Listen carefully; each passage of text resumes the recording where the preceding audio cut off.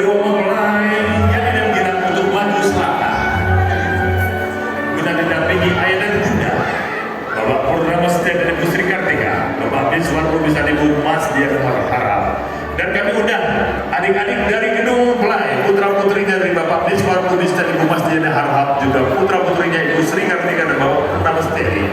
Ada Syawira, ada Zahwa, ada Mutiara Alawiyah, ada Muhammad Habibi dan Janatul Husna. Kita undang untuk dapat mendampingi ayah dan bunda beserta kakak tercinta.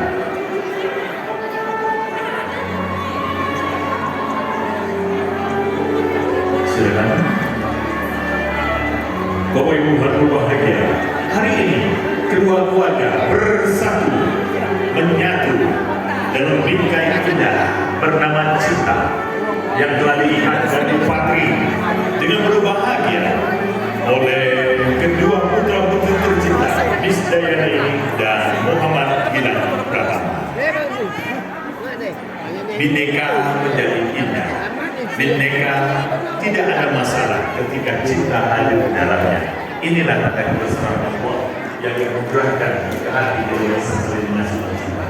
Terima kasih kepada putra-putrinya dari Bapak Biswar dan Bapak Purnama Setia. Dari Bapak Ayah saya dan Bunda, kami silakan untuk duduk dan bertahan di sini.